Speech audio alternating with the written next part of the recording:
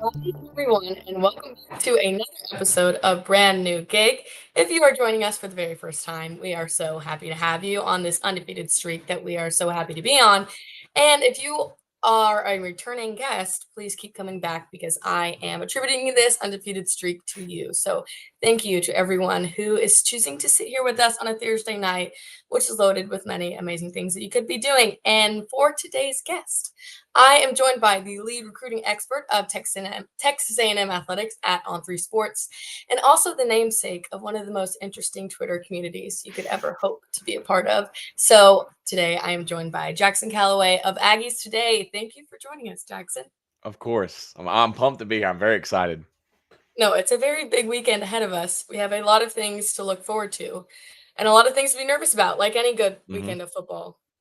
So, with that being said, we have to hop into our first segment.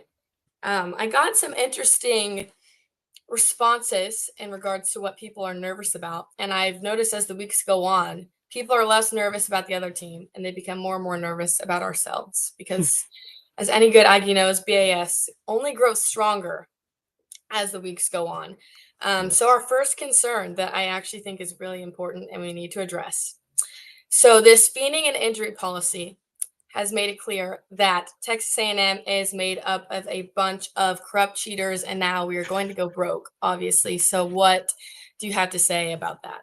It was interesting to me because I didn't know, like, I assumed it was like a new rule this year or I something. did too. Especially, and then they said that it's been going since like 2021 or something. I'm like, there are so many scenarios where we've known someone's been doing this, especially at Ole Miss or something like that. Lane Kiffin, that the rule should be named after him. It, I it feel. makes it made no sense. I thought it was 100% a new rule, and then I saw that and I was like, of course it's us. Of course it's us. The one time we do it, because I truthfully don't think we've ever done that. And to me, like looking back, I was like, maybe it could have been a cramp, maybe it's copium. I don't know. But I was like, it's always us. And I guarantee that it's never gonna be called again. So we'll Oh see. no, people will forget the rule ever existed, but they're gonna scream about it for this week, and then we'll play Yes. again, and nothing will happen. Yeah. So yeah, we're Wild. now broke. So I don't know what the future of our program is going to look like, but who knows? We may never see this rule come into effect again, and that is probably the likely outcome. 100%. The second thing that our viewers are concerned about is the circumstances in which we are playing. Death Valley at night, LSU's backs are against the wall. We can breathe a little easier knowing that they want Brian Kelly to be fired just as much as we hate Brian Kelly, but the circumstances are no joke. I know they're 20-1 under Brian Kelly at Death Valley. It's a scary place to play. What are you telling the people? Yeah, it's curious. I'm always very intrigued to see how these games go because I don't know what your take on these games are, but I feel like every time we go to Baton Rouge, we're always right there, but we can never get it done. I Yep. remember the Edger and Cooper fumble recovery that they whistled dead before he could get it. I remember us nearly winning with Jalen Henderson when they had Jaden For Daniels. quarterbacks. Oh man, so it's interesting, especially if it rains. I think if it's a rainy game, like they're saying it may be, I think that's very beneficial for A&M because I think A&M's the only team in this matchup that can actually run the ball, especially if you know they're going to be running the ball. And I think Garrett Nussmeier already. What's going on, Drew? I think Garrett Nussmeier already is kind of a turnover prone quarterback, and so I'm curious what that extra factor could play. Obviously, they're really good at night in Death Valley, but I'm intrigued in this game. I think if it's raining, the entire overview of this game will be completely flipped because I think heading into this game, I thought it'd be a very pass heavy game, but it looks like it may be a run heavy game if it's raining. Yeah, and we'll talk about this later, but LSU has struggled all year with their run identities, so I wouldn't hate the rain just because of what it could do for our side of the ball. I hate the rain because I'm going to the game and I'd rather not stand in the rain, but I will sacrifice if that is what it takes. Yep. But hopefully we put you people at edge a little bit. No, took you off the ledge. We're not trying to put you on edge. Um, we're trying to help you out here. It's LSU. Anything can happen. But we're feeling good. The the first thing I want to address, because this pertains to both A&M and LSU, and it helps us more obviously, the Tommy Moffitt method. Let's talk about that, because that is something that I think has transformed this program. Because last year, our injury reports kind of looked like a joke at certain points. It was not great. And now, I mean, obviously it hurts to lose Le'Veon Moss, but out of anyone, like out of all the guys that you could lose, we have a strong running back room. So we will hold his crown until he comes back. But there just haven't been that many injuries. Guys, we're finishing games. I mean, yes, we go down, we go into shootouts, we go into defensive battles, but we're finishing games and we're winning all of them. So what do you have to say about the Moffitt method and its perks? Yeah, it's been pretty incredible to watch because, as you said, I think last year was really bad. Even the years before that was very bad, where it was quarterbacks, backup quarterbacks, third string quarterbacks. So it was interesting, but I think most notably, it made me.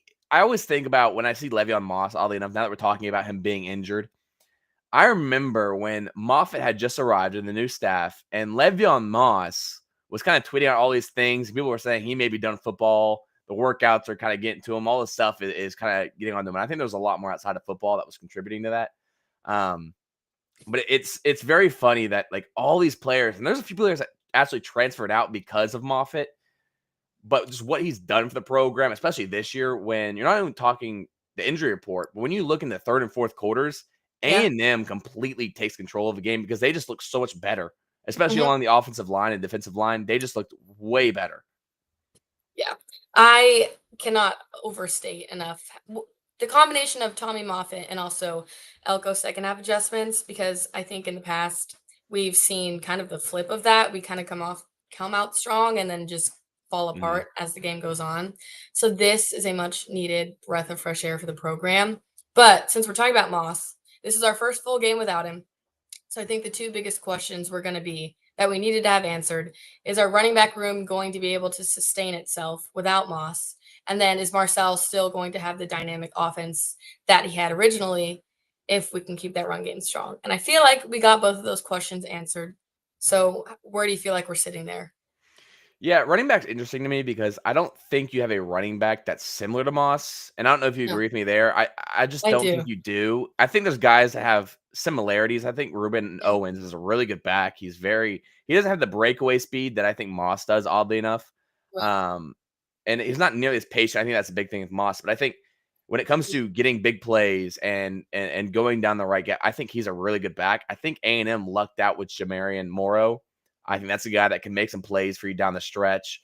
EJ Smith, if he's able to duplicate these last two performances, A&M's in a good spot Yeah. because if you have Ruben Owens, yeah, if you have Ruben Owens running all over somebody, and then you're able to bring in Jamarian Morrow in the backfield for passing downs and EJ Smith for running downs, and Amari Daniels can go in and out, do whatever. I think A&M's running back room is going to be completely fine in all honesty. Well, use them more because we didn't need to. We needed to figure out what was vertically. We knew that our running game was good, so we didn't really show it. And so then you see a lot of people saying, "Oh, its running back room isn't as good as they were touted to be. They don't have any good backs." And now you're seeing our identity come to life, partly because we've needed it a little more, but also just because you have the weapons. Why not use them? And having four guys who can step up behind your RB1 who goes down is not a privilege that anyone takes lightly. So we'll talk about these running backs more as we get into the show, but I am very excited to see how they Mhm. continue to work. But second part of that question that we needed answered was Marcel. So there's two allegations that I've seen thrown around. I want to hear what your response is to them. We'll go first one, the allegation that Marcel Reed is not a passer. Thoughts? It's interesting because I think out of high school, I would have agreed a little bit. I think he's become a lot better in that aspect. I don't think Marcel Reed's most dangerous ability will ever be anything throwing the ball. I think it's what he does with his feet. But I think he's gotten a lot better, especially this year. And I said this with Drew. He makes very realistic growth. I think everybody expects it to Yes. be very quick. Week to week, you can see a drastic scale where he's consistently climbing, and that's just not going to be the case very often. And this year, I think he's done a lot better of actually recognizing what's on the field, what's going on. I think there's moments where he kind of misses a guy that's open and kind of takes a deep shot instead of a check down that could have gotten the first down. But I think he's made a lot of progress. I think he can throw the ball. I'm with him that he can throw the ball, but obviously it's not his strength. So I'm not going to lie and say that he's the best passing quarterback. Right, but But he doesn't need to be, like you said. he is a passer. He is a He passer. is a passer. No, to your point, I do feel like this past weekend, I saw him be a lot better at going through his progressions. I feel like Mhm. that's probably his biggest weakness is just wanting those chunk plays down the field, which I understand when you have guys like Craver and KC down there. You want to get it to them, but I feel like he's been a lot better at going through his progressions. We've seen him improve as a whole week by week. We never needed him to be a Heisman quarterback. That's not what this offense needs. There's way too many weapons for us to have to rely on that, which again is a privilege. The second allegation, which you kind of already answered, but Marcel needs to be a pocket passer. Yeah, I think again, I think a lot of it with that stuff too is even like just looking at the weapons around him. I think that that's the way that you get the most out of this type of offense is having a pocket passer. But I Right. think to this point in the year, he's been that to this point because I don't think he's run the ball as much as we would have expected him to. Yeah. And he's played a lot of really good defenses who have blitzed him. He's been able to maintain everything. I think to a certain point, he's been able to be a pocket passer this year. And obviously, I do think that maybe a guy, I'm not saying that he should, but a guy in the form of Miles O'Neal, where he just has a cannon and he is able Mhm. to do all that stuff. Maybe that'd be the most effective way to utilize his offense. But I think he's been really good this year. I don't think any of the offensive shortcomings that they've had at moments have been because of Marcel. Right. And the big thing with LSU last year, part of it was because they probably didn't game plan for Marcel Mhm, Reed as much as they should have, or as anyone would have expected them to. But Marcel beats guys on the ground. mhm, Like that's where his strength is. And I understand why we're not doing as many design run mhm, plays for him because of the concern for injury. I get it. I want him healthy more than anything. And if that means limiting him on the ground, then so be it because we have guys who can run the ball and we have guys who can catch the ball. mhm. That's all you need on an offense. So, as much as I would love to see him run more, I would love to see him be healthy Yeah. even more. So, I'll let Klein continue to do what he does. He gets paid, not me. So, I'm not going to question what he does. But we are going to return back to who we were talking about earlier. There are two guys who have been a little quieter this season, not for any bad reason, just because there's this offense is so loaded. I mean, guys are all over the field everywhere. This weekend, you had guys who stepped up when their name was called. The first of that being EJ Smith. Thoughts, EJ Smith? I think last year he caught a lot of flack. Um, Yeah, he and did. I think reasonably so. I think that there was reason for people to be saying what they said within a realistic scope. But I think he Right. finished the year very strong. I think the bowl game performance that he gave us was really impressive. Yeah. And it's what he's done so far to this point. I think that he's a guy that can emerge as a weapon. And we kind of spoke a week or two ago about how Adam can become a better team because of the Moss injury. EJ Smith could be part of that because he is a different back that can provide you what you need to get through these few weeks. And he's a threat. Like he's still completely healthy. He hasn't been playing all year, very much at least. So he's a guy that can come in and give you a burst. And I think help you get through these few games without Moss. And if he can be a big player for these next 2 weeks, I think that shows tremendous value. I think that if there's anything you could ask for the remainder of the year, I think it's if EJ Smith could just do what he's asked to do for the next 2 weeks. Yeah. Yeah. We have a lot of guys in that running back room. Like you said earlier, I don't think any of them are like Moss. I think Mhm, Moss is the guy that you can send straight up the middle of the pack and he's going to find a way to get around guys. I don't think anyone else has that much power as a back, mhm. but I saw EJ be super shifty and he stepped up when he needed to, and that's what I'm hoping he's going to continue to do. And then on the outside, ABR. Mhm. I was very excited about him coming into the year. He hasn't gotten as many touches as maybe not as much as I expected, but just as much as I might want to. just because I love the kid. But he stepped up big time too. 100%. So thoughts on ABR? Yeah, that's a guy preseason that I was really excited about. I think everybody kind of was, just because I think Yeah. you knew what you were getting from Craver and Casey, and maybe not to this degree that they've actually performed to, but I think you knew these are going to be two really talented receivers. And I said it before the game in one of my articles. I was like, if there's one guy that can step up for the offense and just help guide them through these next few weeks and just be another target that opens things up, I apologize. It's Ashton Bethel Roman. And he was just that this week. I think that the touchdown he had in the first quarter was a phenomenal play. And then the deep ball in the third or the fourth quarter, where it was either like 2nd and 10 or 3rd and 10. That's Yeah, I think it was 2nd and yeah, 10. and that's a play that if that doesn't go your way, who knows what happens from there on out. Arkansas was Yeah. scoring at will all game Because long. I think we were only up 3 at that point. Yeah, So we give them the ball. Well, it's 3rd and down, and then they get the ball down 3. They probably score.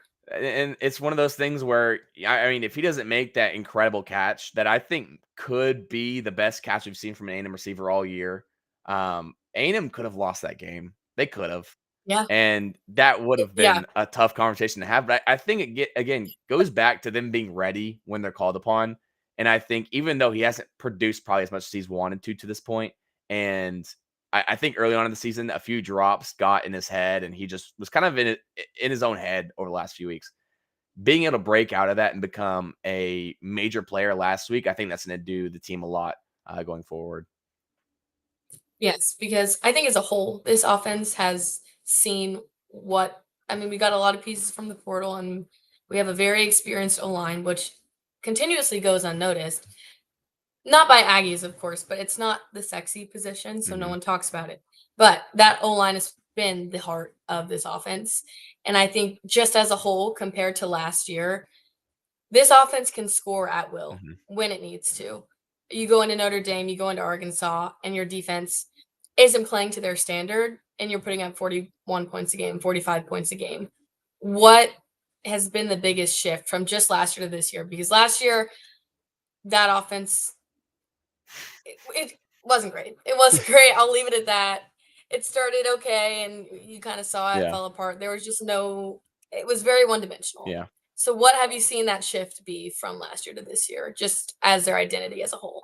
I think more than anything, it's just having players with a true identity on the offense. I think when you look back to last year, I think one big thing that in my head lingered every game, I think especially the Auburn game, the Texas game, most notably, was the fact that you didn't have a dominant blocker that could help protect an edge. Yeah. 4th and 1, all these different scenarios we had late in the year last year that we did not convert on because we didn't have that. Nate has been that guy for us. They brought in Mike O'Reilly, who's been pretty good. He got blown up on that one EJ Smith 4th down run this year or last week. But they have tight ends that can kind of contribute in the run game a lot better and more effective than they could last year. You have playmakers that, like last year, Marcel Reed was doing everything once Le'Veon Moss left, and it was crazy. But now you have a few guys that can make plays. You have a new tight end that can go make plays. You have all this depth that you didn't have last year. So I think that's the biggest thing is just having guys that know what they're here to do and being able to do it at a high level, especially at tight end. Yeah, perfectly, because I wanted to talk about the tight ends because I've been talking about them all year because I was talking to Jay Stober earlier this year that we were just saying there hasn't really been any use of our tight ends since probably Mhm. him. Maybe Jalen Weidemeyer can be thrown in there too. But having tight ends, we've set up a two tight end personnel so often, and I love it because not only are they blocking and making room to make plays for other people, but they're making plays themselves. I mean, Nate Mhm. Borkature is a blocking tight end, and he scores the game-winning touchdown against Notre Dame. Being able to have that many weapons on your offense who are getting things done all the time is a blessing. And everyone's been saying it, but just like the quote from The Office, you don't know you're in the good old days till you're out of them. Whatever the quote is, that's what it feels like. Just because every single guy on that field can make a play, and you can Mhm. trust them with the ball in their hands, and that was not the case last year. Yeah, not at all. And I think as you said, like Nate I can't remember how to say his last name. I've asked him twice and I still Sorry, can't Nate. do it. But I think the value that he's brought in at tight end has been phenomenal. Theo's been better this year.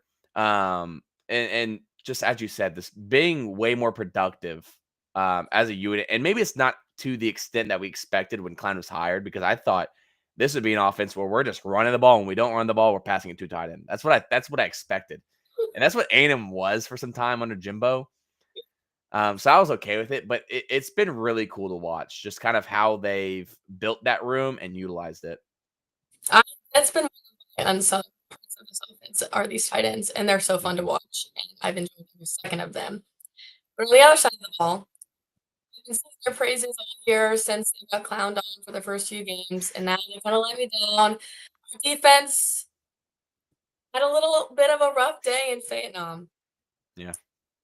That's okay, because we talked about our offense's ability to step up when they need to. What did you see from the defense that just didn't look like how it should or has in the past few games? It was a weird game just because I think it was already a weird day where they delay the game a little bit, and it already has this kind of weird feeling in a unfamiliar territory because A&M hasn't played at Arkansas. None of these guys have ever played at Arkansas. Yeah. So I think it was kind of that thing. And then, playing Taylon Green tends to do things to you. Um, Can't blame them. Yeah, that's probably gonna be the best quarterback we face all year. Yeah, I and I agree with that statement. I really do, because there were a few plays. I can't remember exactly one, but there was a Cassius Howell play where he was there and read the play and could pick either the running back or the quarterback, and he picked the running back, and it completely changed the game because if he had that, they punt the ball and A&M gets the Yeah, ball up 10. He was really good, but I think one thing that stood out to me about last week, maybe in a negative light, was just I think that some of their players, and some of them were kind of even new guys, but they went back to old ways, old manners. Like there was one run late in the game where I think Taylor Green breaks away, Jordan Shaw just falls at his legs, and it's kind of that type of thing, just fixing that up. But I right. think one bright spot of that game too, and maybe that's not what you were looking for, but I think Dalton Brooks was I phenomenal. he That's Yep, a guy I've been waiting for. Like that he's been up and down, up and down, up and down. He was kind of just playing at a decent enough level to just continue to be on the field. He really performed really well last week. yep. He's a bullet point on here. I think that was his career high for tackles for loss. Yeah, he was phenomenal, especially, and I mean, I think it's probably the most yardage that he'll get from a sack on a quarterback.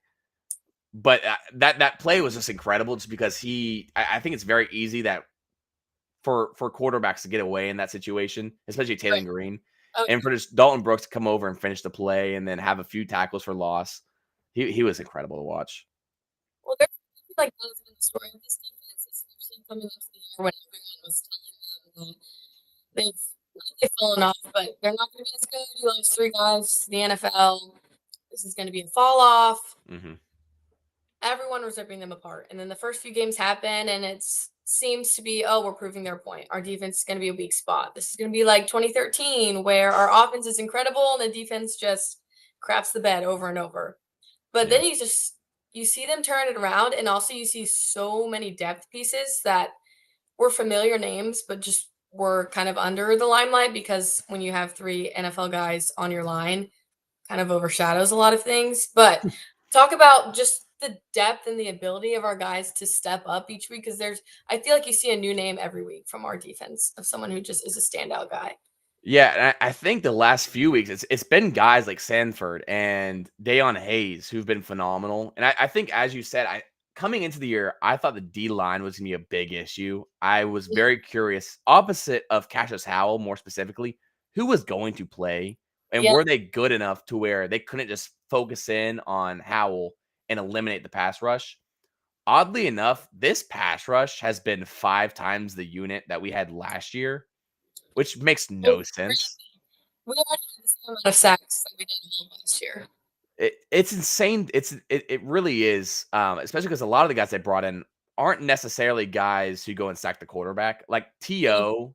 was not a guy that did that, and he had one in the Florida game that got called back, but he's been really good at pressuring the quarterback. Albert Regis has been really good. The depth at D tackle has been way better than I thought it would be. Evans has come in and made plays when he has to. And at linebacker, I'm very curious, especially when we talk about names who've emerged. Sanford making his emergence has been very intriguing to me because I think he probably had his worst game of the year this year against Arkansas. Mhm. But he didn't play bad, but I think it just wasn't one of those games where he's all over the place.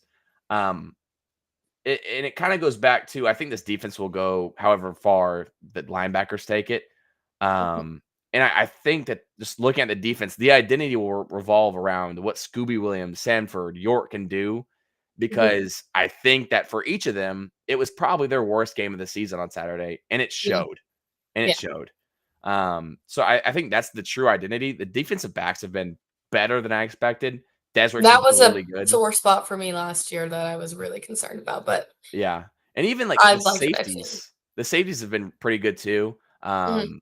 It's always interesting to see what they're doing back there because I think we've seen Miles, Davis a few times, we've seen Rashad Johnson.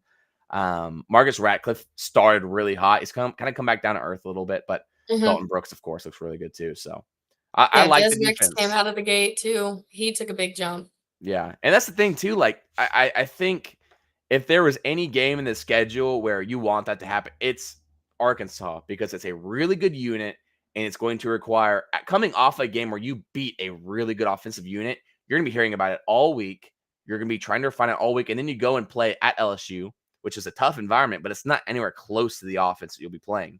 Oh, So no. you'll be playing a worse offense by stats, and you're kind of coming off this game where you have to prove yourselves again. We know they can do it, but they have to prove to themselves that they can. I think that puts them in a really good spot. Well, I think they know the expectations too because Hmm. Mike Elko went to his presser. He does his awards for the week, and not a single defensive player was given an award. And I Yeah. think that's hilarious, and I love it because I think it makes a huge statement of what the culture of this team is and just the expectations that they have on themselves Hmm. and their unit as a whole. I don't even know how to word this, but just what direction is Mike Elko taking this program? If you were just to single out that one fact that not a single defensive player got an award, we won the game, Hmm. but no awards were given out. What does that say about Mike Elko and his culture and his brand? Yeah, I think more than anything, it's not necessarily. I think when we look back to Jimbo, there was a lack of accountability, responsibility with a lot of things.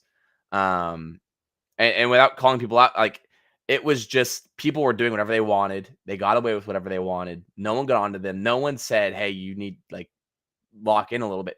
Michael goes to complete different head coach as Fisher was. I apologize. But I think with him, it's just the attention to detail and knowing that nothing is ever gonna get past him.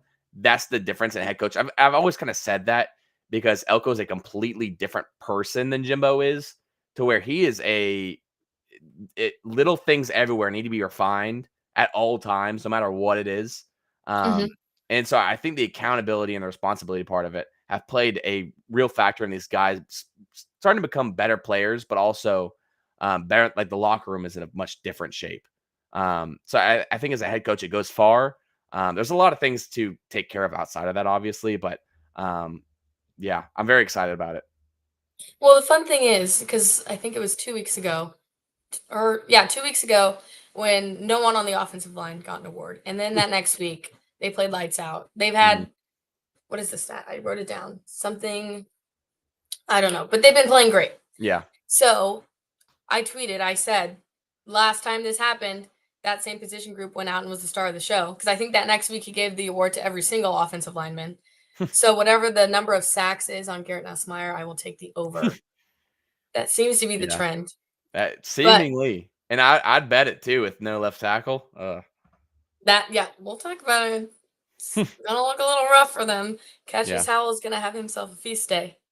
But talking about LSU, this is actually a point I was thinking about earlier today when I was trying to figure out what their identity was on offense and what was going on down in Baton Rouge and the chaos that is ensuing under Brian Kelly.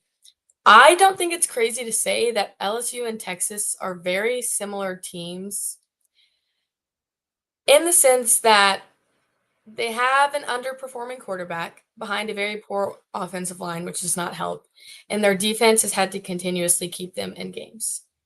Mm-hmm. I agree. So, not to compare name to name, but I'm seeing a lot of similarities. So, going into LSU, this is not the LSU team that a lot of people expected going into the year, Not at all. especially with Brian Kelly. I said this before the season started. Because there were a lot of hot seat names, obviously. Sam Pittman, Hugh Freeze, Billy Napier, those were obvious ones. Being in Baton Rouge, the standard is not 8-4. The standard is a national championship. Mm-hmm. They fired Ed Ogeron 2 years after winning a natty. If Brian Kelly did not at least at the bare minimum make the playoffs, which he still can, technically, then they're not going to stand for it. He has no leg to stand on right now, even if he does win. They don't like him. Yeah. They don't like him down there. So that makes me feel a little better because I think in the back of their minds, they just want to rip the Band-Aid off and see this team lose. Yeah.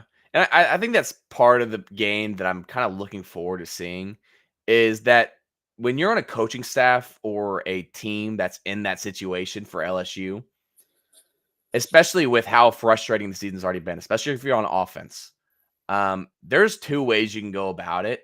There's either I'm going to play for this coaching staff and we're going to figure out what's wrong. We are going to turn the table, or it's, you know what, they're right. Let's get this over with. Let's just go out, play the game. Let's have some fun. Whatever it may be. I think there's two ways they can go about it. And so I think if this team truly is as poorly coached and the culture isn't there like they say it isn't, if that's the case, I think A&M will find that out pretty early on.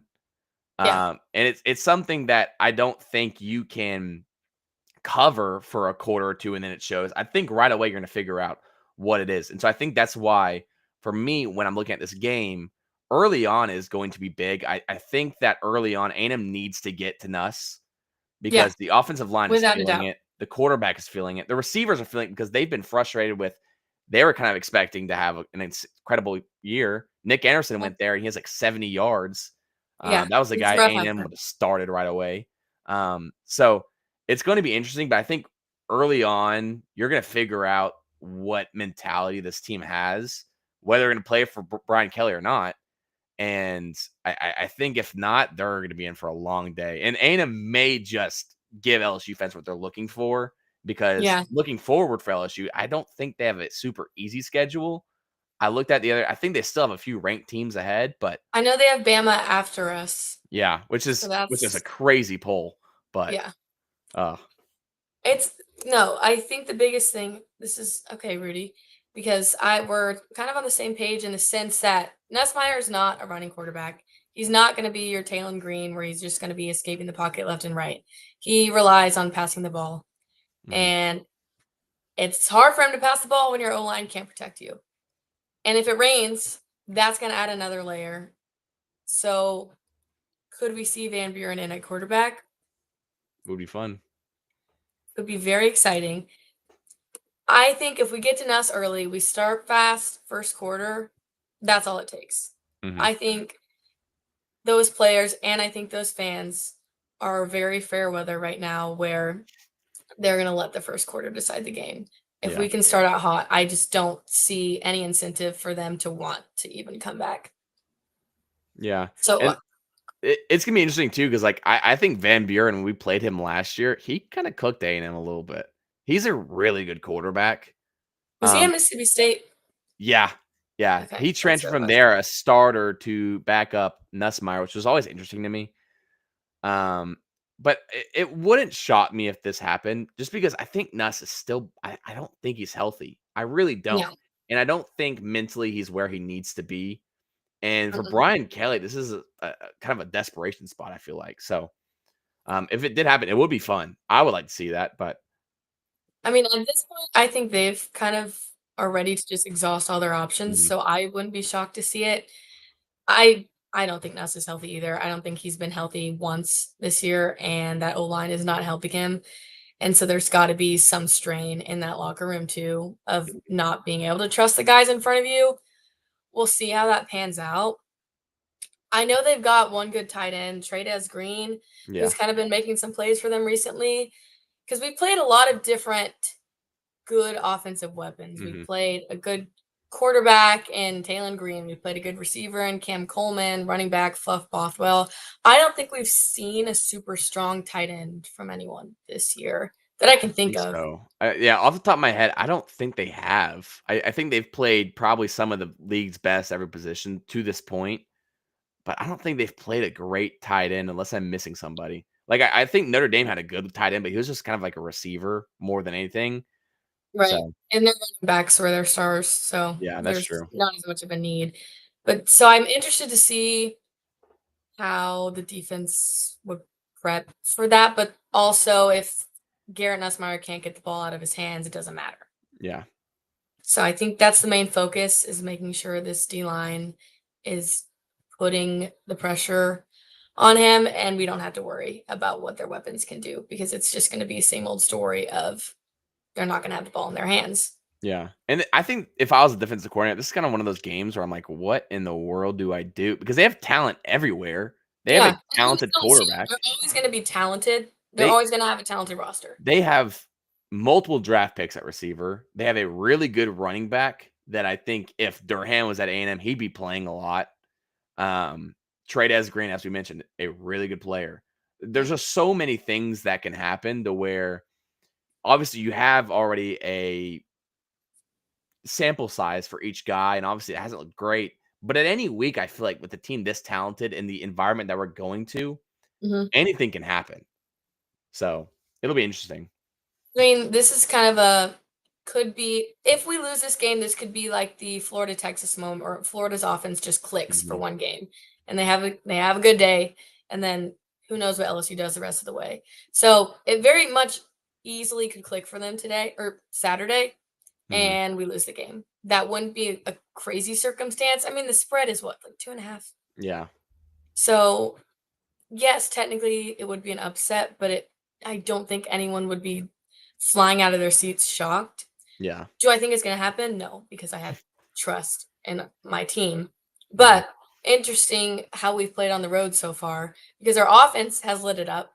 I think we're averaging 41, 43 points on the road, and then our defense is averaging 40-ish points given up. So, do you expect either of those numbers to change in a downward trend? I think both of them could. I like it's weird because I do think LSU's defense is good. I'm Mhm. curious on how it matches up against A&M's offense. But I also think A&M's defense is good enough to where I don't expect LSU to score more than 21, 24 at most. I mean, I'm pretty sure they've been at like the 20 mark every game. Yeah, and that's like they played Florida and had 5 interceptions and scored 20 points. Like that's crazy. It's a defensive touchdown, so that's not even. Yeah, I don't know. It's going to be interesting because I really don't see their offense doing much. Like I think for this game, I think LSU is going to need a defensive touchdown, special teams touchdown, or they're going to have to win like the field position battle because that's the only way I think they can score the ball. Well, we talked about what their left tackle's out. Whit Weeks is out, right? Or Mhm. is he probable Yeah, out? I think they said today that he will not be playing. Okay, so they're missing their starting left tackle, their starting linebacker. They've got an injured quarterback. Hmm. When we say wounded animal, like this is the literal definition of wounded animal. Yeah, quite literally. So I'm very interested to see if this game starts with a LSU's playing all out, they've got nothing to lose. Here comes the Tigers, or if it's just we're checked out for the year. Yeah. Just get us a new head coach. Yeah, I mean, like we said earlier, that's the two ways they can respond, and so I think early you have to figure out what they've decided on, or you have to decide it for them. I think that A&M has the ability to do that. They're physical enough to do that. Um, it's just whether or not because first drive or two is never going to indicate what a game will look like. It's all Yeah. scripted. But I think if A&M can really impose their will in that first quarter, you can have them checked out in the second. So Well, I'm in a similar position. So last year we play LSU, beat LSU. They go home. They play Bama in Death Valley at night, and they got lit up by Bama. So that was 2 losses in a row for them. This year, they're coming off a loss at Vandy, and they're coming in to play us at night. So, to both of our points to this point, I think if we start this game off fast, the script is the exact same for them. Mhm. They lose that second game in a row, and then it kinda just teeters off for the rest of the year. So, like you said, to your point, we determine the outcome of this game. Yeah. S I think too, like a big thing that I was saying this week is that I hope the player, like I think the fans realize this, but I hope the players realize that this is a big game, regardless of what people are saying about LSU. And even if we're in the third quarter and we're up by 20, you can't take your foot off the pedal Mm, because this is a game that will push you to 8-0. This is a game that before the bye week you need to have, because if you lose this game, I don't think it's the end of the world. It isn't. It doesn't end your season. You're still going to be fine, but it kind of removes some of that slack that you have. yeah. If you win this game, you're going into a very hostile Missouri environment, undefeated. I believe that they play next week, so they won't be coming off of a bye, or maybe they don't. I can't Well, they remember. play Vandy this weekend, so if they come off Yeah, of win at Vandy, that'll be big for them. and that's the thing is that I don't see them losing to South Carolina. I don't see them losing Samford. Who knows? App State, but it's one of those games to where if you win this game, you can probably pencil A&M into the playoffs. Maybe now that I said it, we may be cooked. It's all Really right. light pencil, really, really light. Really like pencil with a nice Nice eraser. eraser. But like this is one of those games where A&M, I hope the players realize like this is a game where you kind of have a legacy to kind of go and fulfill, and you can earn a lot of money from winning this game. Going to the playoffs, being on a playoff team will make you a lot of money, I'm especially getting if you're fired coming up back to just A&M thinking next about year. it, like I'm gonna be on the field or something. Yeah, and that's the thing. Like it's just an opportunity that A&M has to take advantage of, and we've seen people talk about A&M when you think they're gonna win this game, they lose it. A&M hasn't done it the last 3 games. If you really want to put that to rest, I think this week is that moment where you get a big game against a team that I consider a rival, Oh, uh, a, a game that has a lot of your top targets in the recruiting trail, even though nobody cares about that right now. It's one of those games to where for Mike Elko, it's not a must win, but it's kind of a must win. it's a no one wants to say it, must win game, Eh, which yeah. it's gonna kill you just to your point, kill a lot of demons. They'll never die. You can get rid of a lot of them. This is very similar to how Mhm. I felt going into Notre Dame. I feel more confident, obviously, at this point than I did then. Yeah. But Notre Dame had a lot of curses that we had to break. Mhm. This LSU team in itself is a curse that we haven't broken since '94. Yeah. I mean, going into Death Valley and winning, we haven't done it. Like, as simple as that, there's no way to beat around the bush. Mhm. So you have that curse to break. And then also just the 8-4. Well, I guess technically you don't break the 8-4 allegations because that puts you in 8-0. And maybe in Aggie fashion, we lose the next 4. Who knows? But it Yes. does at least postpone this idea that everyone has that A&M is going to collapse, Yeah. which I understand. We typically do. But this game is big and people aren't talking about it in as big of a scale as they should, I think, just because this LSU team isn't as good as they should be or were expected to be. Yeah, and I think that for me is the most scary part because I think at one point this year they're going to show it, Yeah. and you just have to pray that it isn't this week because even if they do, I think A&M can win, Uh-huh. but I think if they do, it'll catch them off guard, and I think that that could be quite detrimental.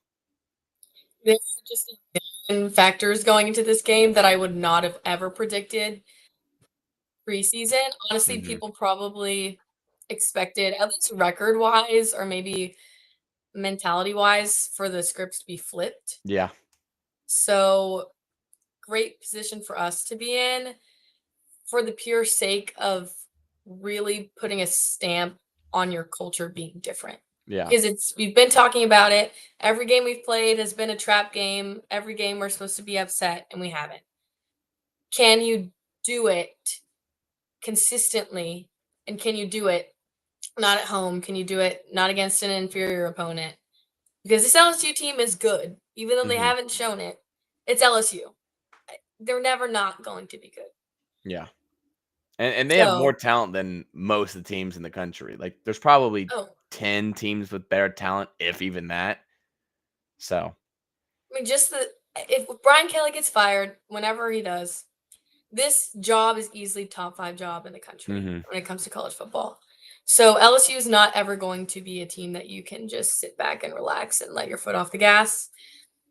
So I am very excited slash nervous slash anxious to see in person, which is probably the anxious part, Yeah. how this turns out. But going into, I think what I last saw was 2.5 point spread. We're favored in Death Valley, and then the over under 47.5, somewhere in there. Hmm. Interesting. Yeah, I feel I really do think A&M's gonna score more than 20 in this game. I think they may even score like 30. This is a really good LSU defense. Hmm. I honestly haven't watched them a ton, but I think if there's any position on the field that you don't want a player to be out at, especially your star player, it's probably linebacker against A&M, Yeah, because they have so many guys in the backfield that can just tear you apart, and you don't really have an enforcer. Like, I think Weeks is kind of their captain on defense. yeah, And so not having that against a A&M offense that has so many weapons and so much pre-snap eye candy and so much, there's just a lot to monitor with that. I think that that's going to be a big thing for LSU to overcome. hmm. Um, Especially because I think, I don't know, is Jardine Gilbert still starting at safety? Because if so, I feel great. If he's We still at are safety, I both feel praying great. that that is the case. If it's Jardine Gilbert at safety, put me at receiver and we'll be fine. Like, it's gonna get ugly. You can put a blindfold on me and throw me out there, and I will have a time. Yeah. Oh, yeah. I remember that all too well. But I mean, I haven't watched a ton of the LSU defense. I've watched them probably 2 or 3 games. They've looked good, but again, I don't think this is one of those defenses that match up well with A&M. I think Notre Yeah, Dame matched up well with A&M, and they still didn't really do what yeah. you expect because they had two of the best man corners in the country, and they Mm, still could not keep up with the receivers. yeah. I mean, Leonard Moore was a big name, and you didn't really hear much Mm-mm. from him that night. Yeah. And he's been great the rest of the season. So, Yeah, and they played great corners outside of, like, there was, apologize. The Mississippi State corner is really good oh, too. I was thinking I couldn't come up with his name. I was thinking about him earlier I think today. it's like Kai or something because I remember seeing something about it with Mario, but, Yeah. uh, they've played really good defenses this year. I think Auburn is a really good unit, and I think A&M probably got screwed out at some points in that game, honestly. Hmm. Yeah. Um, but I think especially coming off last week, they're in a good spot, and I'm just curious to see what LSU does offensively more than anything. Yeah. Because for us, LSU's defense has kept them in pretty much every game that they've played. Their Mhm. offense is not what's going to win them games. So I'm very excited to see what this offense chooses to do and how they choose to spread the field. I'm expecting, especially if it rains, I'm expecting a lot of balls on the ground. And I expect to see a lot from that rotation of Amari, EJ, Ruben, and Jamarian. Yeah. It's gonna be interesting, especially because I think if A&M wins the turnover battle, there's not a chance they lose this game. I No, don't think if they lose the turnover battle, then there's maybe a shot, but if they win the turnover battle, there's not a chance they lose this game. I really don't think. no. Because I saw a couple people comment on my tweet and asked them what they were concerned about is that turnovers. Which, Mhm. I mean, Arkansas was pretty muggy and rainy. I don't think we turned it over Yeah, that I can remember. Marcel's thrown 2 picks this year or 3. We've done a really good job of taking care of the ball. We don't create a ton of turnovers, and I think that's probably the biggest reason that Mhm. the defense gets scored so much on is because we don't get turnovers like other defenses Yeah. do. But I think we take care of it really well. Like, I don't think that's ever been a worry of mine, honestly. No, I'm in the same boat as just you don't need to necessarily be that top turnover creating defense if you're getting stops. Obviously, we've had a couple games where that hasn't been the case, but as a whole, I have seen this defense find their identity pretty well. and I Mhm. expect them to continue to get better because I don't think the ceiling's been reached on either side of the ball, really. Mm-mm. I'd agree with that. I think there's still a lot to be not desired, but I think there's still a lot more meat on the bone right there. Well, I also don't think we've had a game that's been 100% complimentary. Yeah, I'd agree with that. I don't think it's weird too because like you just said, like every time the offense is rolling, the defense is not rolling, and then the defense gets going, the offense can't do anything. And oddly enough, that was more so in the beginning of the year when the flags were a major issue. I'm very Yeah. curious if this is kind of that first week where we start to see the defense take advantage of another really bad offense, and then the offense is able to overcome a really good defense. Yeah, that Cabo Fund has been a little more dry, which we Hmm. are very thankful for. We've seen a steady decline. It was very rough in the beginning. The color yellow in itself was triggering enough for me for a Yeah. few weeks. So we've cleaned that up a lot, which is very much a testament to what Elko is doing because I can't imagine how much he was ripping them apart day by day. And there's just a standard we've seen week after week of good is not good enough. Hmm. And he knows, they know, everyone in that program knows that we have not reached our ceiling yet, which I'm wondering, there you can go undefeated. That is not a 0% chance. Where do you set our floor and where do you set our ceiling, just as a whole, including the postseason? And how has that changed from where you thought we were going to be in August? Oddly enough, I think I had us at 9-3 preseason. Yeah, And that's where I was at. I think the floor was 8-4, and Mhm. my ceiling was 11-1. Just because I always thought we'd win the Notre Dame game. In all honesty, I always thought that the loss would come from LSU or Missouri. I thought I think this is kind of a tough stretch. but It Missouri's sneaky scary. Yeah, and that was my thought is coming off of a bye when you play a really good LSU team the week before, um, it's gonna be interesting. And I think before the season even, South Carolina looked like a much harder challenge. If it comes down to it, I think that you can go all out for Missouri and Mhm. still have plenty in the tank next week for South Carolina because they just No have doubt. not looked good. South Carolina was always going to be reliant on the Norris Sellers to lead that Mhm. offense, and he hasn't played up to par. And I haven't seen much from their receivers. I know they kind of were having issues there preseason. Well, coming out of South Carolina, they were saying that that room was much improved. That hasn't been the case, partly because Lenoris has just not been the quarterback that we saw him be last year.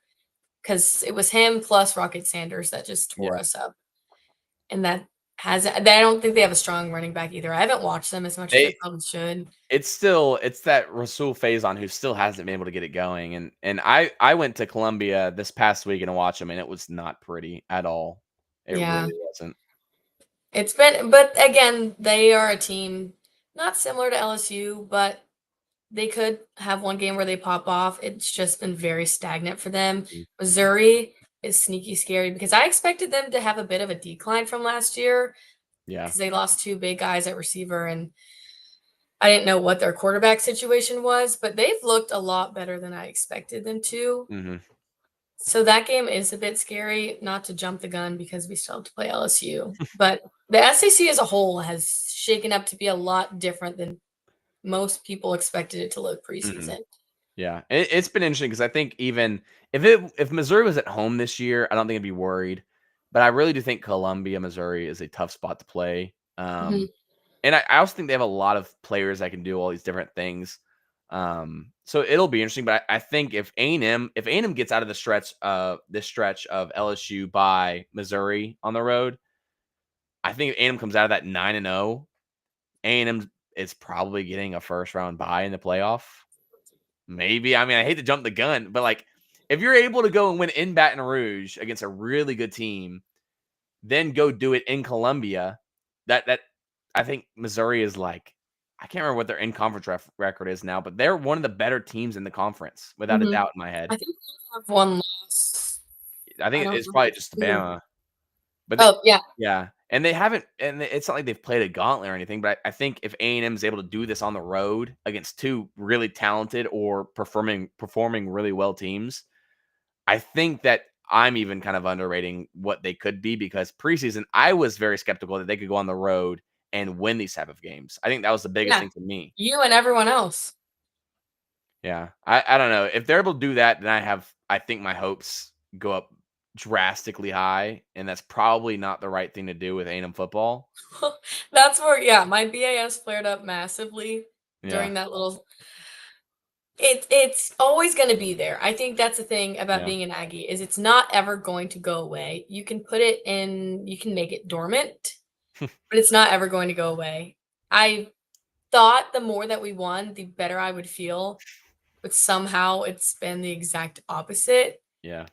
The idea of going into, because it's Missouri, South Carolina, then Sanford, Yeah. And then we have Texas right after that. Yeah.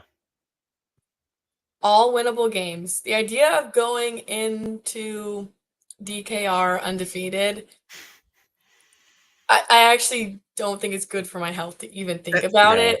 See, like the idea of it in my head, like it's weird too because I'm sitting here, I'm like, I hate these game weeks because I'm just stressing the entire week. As if I'm playing or something. Yeah, like I'm like, dude, like how are we gonna do this? Like, what should I say? But like we're like 7-0. I used to pray for times like this, and I'm like, I wish we just sucked again, so I didn't care.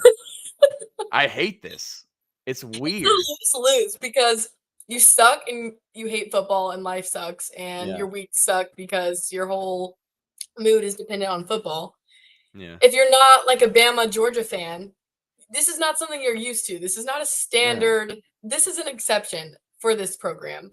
Obviously, we want Elko to make it a standard, but as of now, this is not something that anyone is prepared for. Really, anyone that's alive at No, all. our hearts can't take this. Like I was sitting here thinking the other day, I was like, if we go 11-1 and we lost to LSU or Texas, I'm completely okay with that. But that night that we do lose those teams, I may hang myself. Right. I'll come back, but just like temporarily.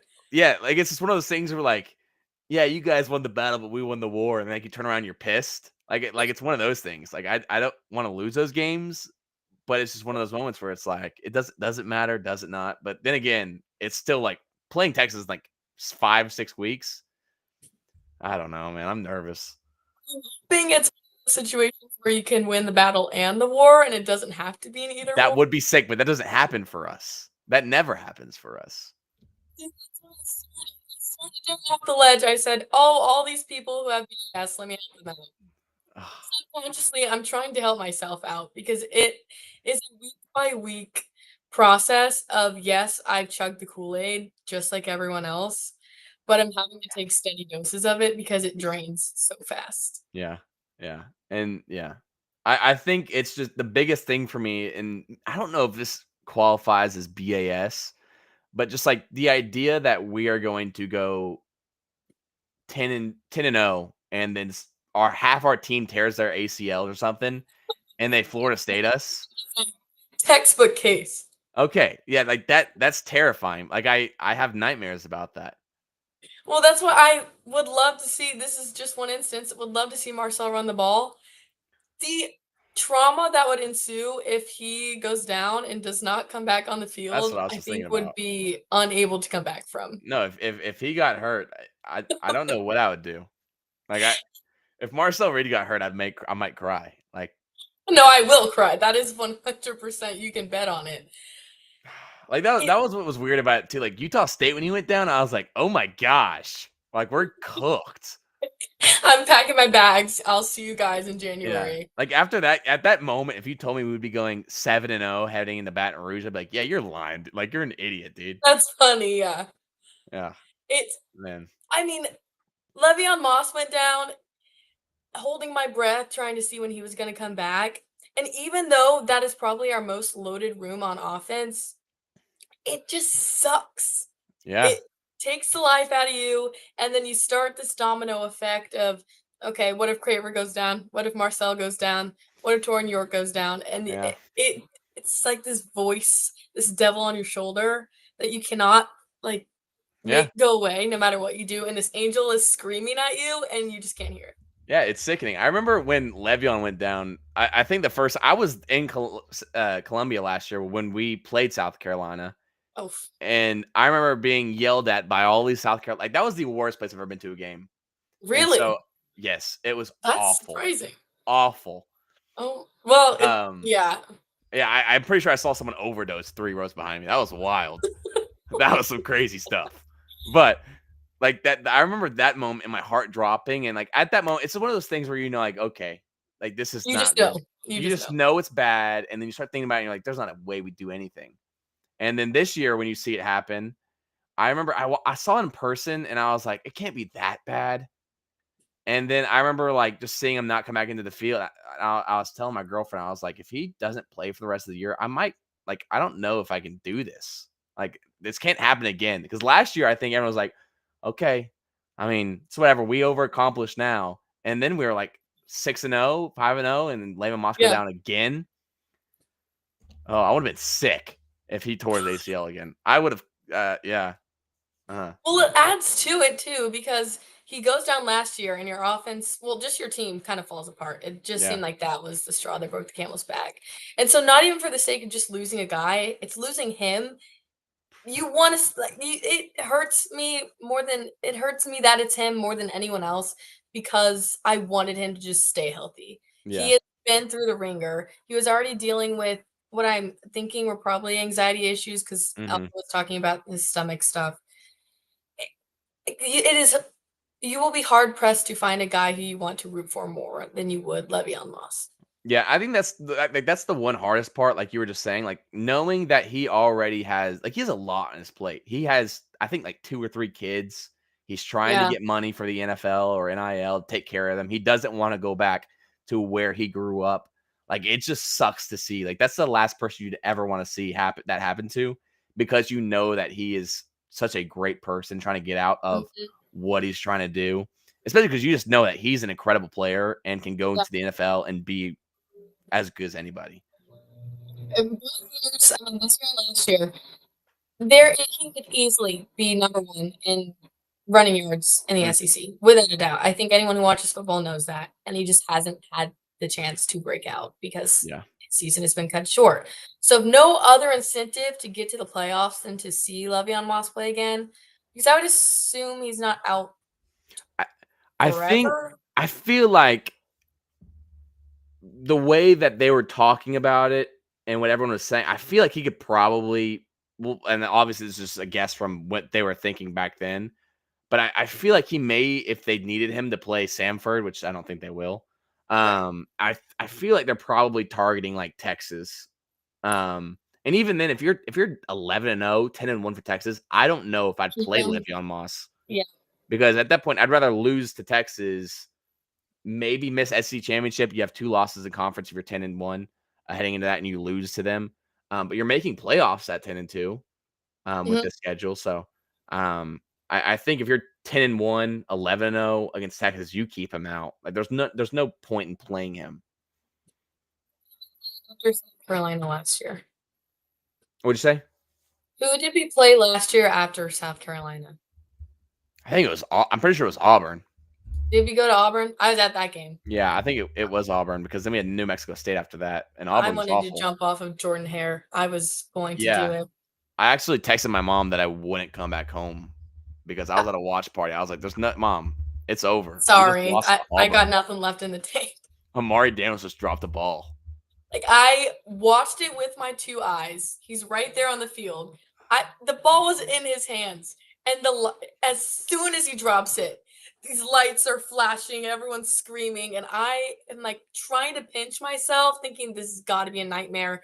The play hasn't happened yet. This is just no. So based on what I saw from Arkansas, I already think that we're on a different trajectory because after we lost Mhm. Le'Veon Moss, we just went on this plummet, the annual Aggie roller coaster, as some may call it. And we didn't do that. Yeah. Now we have many more games to play, so I'm not going to jump the gun. But I'm seeing a trend that is going in the opposite direction than we did last year, which gives me some hope. Mhm. And I feel like the response, especially offensively, you're not playing a great Arkansas defense by any means. But just being able to score, I think they scored all but 2 or 3 drives that game. Yeah, it was moving. And it's not like they weren't running the ball at will either. And I Mhm. think they also held a lot back. I think at moments A&M could have just run a certain play. Like there's those Mario plays where he just runs kind of like a wheel and runs like that type of stuff where you know it's going to work. I think they held back because a lot of it was very oversimplified, Mhm. and it worked.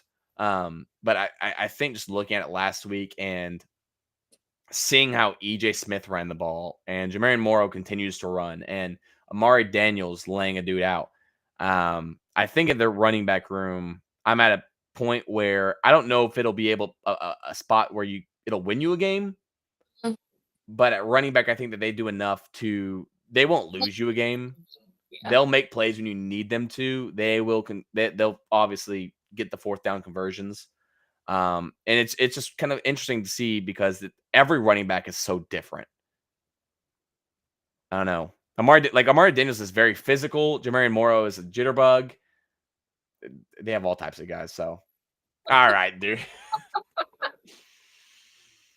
All We'll right. leave that we'll leave that up for the viewers to decide. Ego goes down.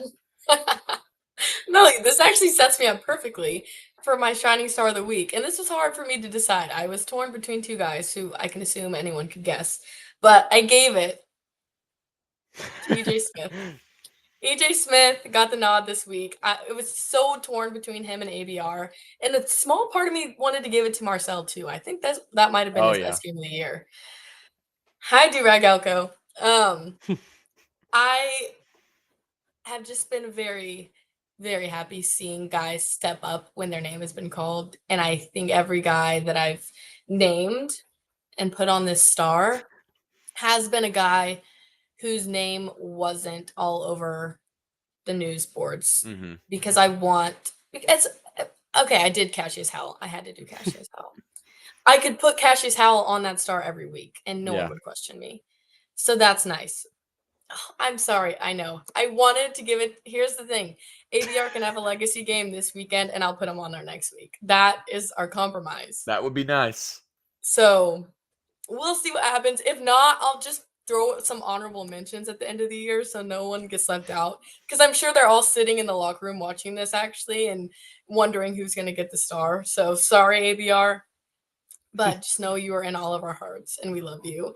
And we would be nothing without you. But EJ Smith Truly. got the nod. Crucial 4th and 1. It was 4th and 1 in the fourth quarter. Yeah, 4th and 1, and like Mike O'Reilly got blown up that's the first time I've ever seen him get blown up. I'm not going at Mike O'Reilly here. But No, but the I way feel he like he hasn't. bounces off of it and just makes a play, it was insane. Because I watched the Pulse today and I saw that they used the slow motion clip. And when he gets bounced the first time, you can see everyone in the background throw their hands up like, yes, we got to stop. And he just Yeah. That keeps was moving. watching that live, like seeing him get bumped, it was like, "Oh my Oh, gosh, we're cooked." I felt my heart fall to my butt. Yeah, like that was like a nationwide clinch because I got so scared. Like I thought it was over. I was just ready to. I was there in person. I was going to say, turn off the TV, just close Ugh, my eyes and yeah. start going home And because, like I was with a bunch of my girlfriend's family, so I was sitting there. I was like, "Wow, they're seriously about to watch us lose to Bobby." But like, this is the most Aggie way to lose. Like with of everybody, all a bunch of Buckeye fans who played the School of the Blind the day before, and they're all pumped up, like, "Oh, you lost to Bobby Petrino." I would have been so pissed. it wouldn't have ended our season. It would have been unrecoverable mentally, I think. Yeah, yeah, But oh, Bobby, oh, yeah. Bobby. That Bobby would have caused us to crash and burn because seriously, that would have been the worst day of my life if we lost to Bobby Petrino. I'm not gonna like entered the transfer portal as a fan when he got hired here. I went to Dixon Street that night. It's way more fun to go out when you win, by the way, in case anyone was wondering. Still going out if we had lost, it would have been. I would have rather probably just had gotten myself arrested and gone to jail. I think would have been more enjoyable. But going to an opposing team's bar scene when you win, so much fun. So much fun. And even more fun when you're undefeated. It's like picking on a poor kid. That's kind of insane. It I don't was beautiful. I don't. I mean, I'm gonna try to go to the Texas game when we play them this year. It depends how we're doing at the moment, in all honesty. Um, but I mean, that's something I may have to try out because that would be fun. I may get arrested, or I may get die, but it would be really cool in the There will moment. So I be do it. 1,000 people willing to bail you out. You do not the Aggie Twitter community, your bail would be posted, and you'd be out of there in point 0.3 seconds. I could probably like if I got arrested, I'd at least get a cool mugshot. I think. But yeah, I mean we're blurred right now, but if I got a mugshot, Yeah. I'd probably look great. Like No, I that would they'd make it probably. the new cover photo for No, the that would community for sure. seriously be some lore. Maybe I need to go out of my way to get arrested. That would be kind of cool. We're gonna pencil this in, actually. We're gonna be going into DKR undefeated. We'll come out undefeated, and you'll head to county jail, get a nice mugshot, and then My you'll mom see would kill yourself me. out of there. My mom would kill me. That would be sick though. I will be in Death Valley. Jaxson, you won't. You're No, not I'm going. actually I'm hosting a watch party instead. I actually was considering going to Colombia in 2 weeks, and then I'm actually gonna be in Mexico. Oh, Slight flex. okay. It happens. But no, I was going to go to Colombia or Baton Rouge, and I picked Mm. Colombia because I thought the game would be cheaper, and I think I'm Yeah. wrong on that. No, the LSU prices keep going down. I haven't seen Missouri going up. That's what I was about to say. I think LSU is probably going to end up. I think it's cheaper, or it will end up being cheaper. Well, he won't be in Death Valley, but look at him. He's wearing purple. So we know who he's Yeah, rooting I for. didn't realize that until right before. This is from my Halloween costume like a week ago. Were So you a purple minion? no, I was actually a guy named Huckleberry Pie, whatever that is. I don't know what that is, but I that have I'm no clue Huckleberry. what that I had is. like overalls and stuff, so it was kind of cool. Well, we missed out, I guess. All we get is a purple shirt to show for it. Yeah, maybe if we do this again sometime closer to Halloween, I'll wear something cool. You got to break something out because you Yeah, won't be getting broken out of jail. Apparently, you're not yeah. getting bailed out. Apparently, because do Elko, you don't even have the money to bail me out. Come on, dude. You ain't got no motion. Come on now. We'll see. He's he's trying to put on for the chat. How many burners end up in jail if we come out of DCAR with a win? I think it will be record breaking. We could have a little party in the jail cell. That would be sick. Imagine how many burners would be tweeting from jail. The Burnerverse jail sale would be insane. Burner first takes over Austin jail. Yeah, Would be that's actually kind of an insane thought to have. that. I That's think that would be lore that's up there with like sliced bread. Like yeah. that is. Like you probably just gave them like a really. I'm sure there's like a Burnerverse like group chat out there, and you probably just made their group chat be called the jail sale. Like that. That would be kind of cool. That's like our underlying goal now, not to go undefeated because we'd get into the playoffs with the bye or anything. The Yeah. goal is set the record. Honestly, overfill it. Yeah. Who cares about playoffs? Let's just go to jail. That's never been the goal. It's never been the standard. Mm-mm. Mm-mm. Taking true like Bobby Petrino left us in. It's crazy. That's who I look up to. Honestly, he's my inspiration. So Yeah. we can Apparently. only hope to be like him. But we got to get through Death Valley. We got to go one by one before we can get to this DKR jail takeover. So we're gonna go. I've honestly forgot we were even doing an overview. I thought we were just cracking jokes. It's gonna we'll get there when we get there. The mugshots will happen. Because I'm confident in this team. I'm not confident because they're gonna get to the playoffs. I'm confident because they will help us fulfill this dream that we just came up with 5 minutes ago. Yeah. So I'm really looking forward to it. Yeah, it'll be cool. I'll be able to be called like a blend student and a felon. Like that would be sick. So That's a double whammy. Texas Not a lot of fans people would can be say that. getting the whole. They'd be getting everything that they'd be asking for there. Like Well, that's. see, I would have shouted out Joseph Monero, our favorite A&M student, but he has apparently been suspended. Yeah, apparently he got OU reported bombing. That's what he texted me and said because I have actually texted him a few times. But like, that was pretty crazy. I think there's a lot more deserving people of Right. a report bomb, but I don't know. Oh, well. We are going to go into Death Valley, and we are going to get her done. I think we both are feeling good about an A&M win, and we will keep rolling along from there. And we will give you guys updates once that DKR game gets closer. We will be back. We will be back. But that is all I've got for today. I think we've had some fun. I am very thankful that you were able to join us tonight. We had a lot of fun. Thank you, chat. Oh, there's a meetup happening right now in the comment section. This is great. See, the one time I'm actually in the camera. we will all come together again. I have a good feeling about the state of this team and the direction that we're taking. We'll see what happens Saturday. I'm feeling good until they prove me otherwise. I'm very excited. I'm happy I was here. We have over 1,000 people watching right now on Twitter, so that's pretty cool too. Oh, hey everyone. Yeah, but yeah, I appreciate being here. It was very, very much fun, and hopefully I'm back soon. No, thank you for joining. It was a blast. We are so excited to watch the Aggies take on LSU in Baton Rouge and get Brian Kelly fired. If you want to throw a specific hashtag around that I'm sure some of you are familiar with, feel free. I'm going to pretend I don't know what you're talking about. I actually thought that hashtag meant something else, so I was lost for a little bit. If you know, you know. I know, but it just like if you actually say the hashtag out loud, it just kind of sounds weird. Like I thought we were just making fun of them, but it was I don't know. It was interesting. We'll make all the LSU fans happy. We'll get them fired, and we will be on the same team for a few minutes.